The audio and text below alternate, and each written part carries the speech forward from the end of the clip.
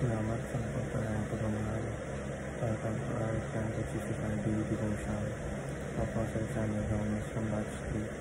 At ang topic na natin ngayon ay lahat barang naman ng Bible ay salita ng Diyos.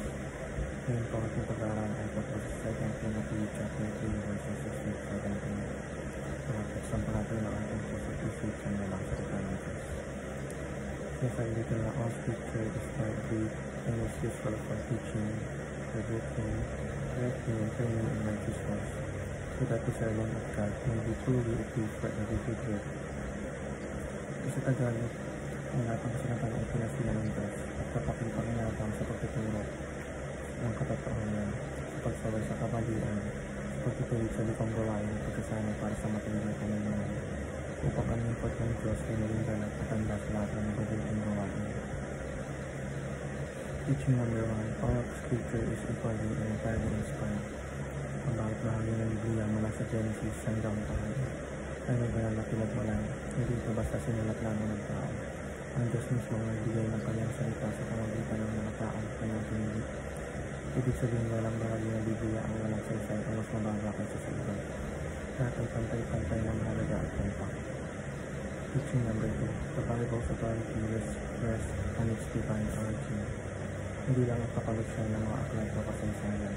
Ang autoridad ng Biblia ay mula sa katotohanan ng salita ng Diyos.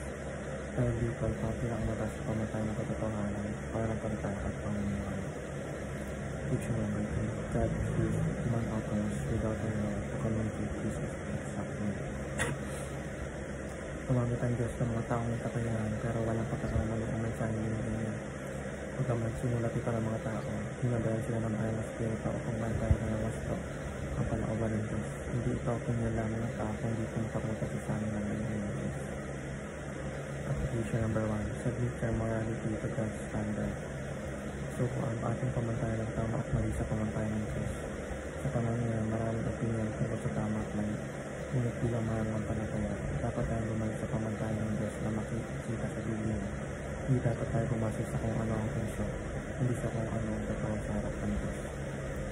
Application number 2, compare all eyes with God and changing truth. Harapin natin ang lahat ng kasinungalingan gamit ang katotohanan ng banal sa salita ng Diyos.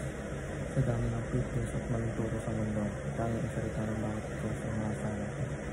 Sa bawat pakso, tanong ang pagdududa, ang katotohanan mula sa Biblia ang dapat natin gamitin bilang pagkaya, pananggalan. Application number 3, pursue a godly life under God's favor and blessing.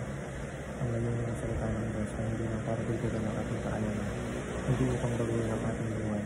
Gamit ang gabay ng Biblia, ay inihirog itong mas mabuting lingkod ang Diyos, handa sa lahat ng mabubuting gawain. Yun lang po ang ating devotions. Maraming salamat.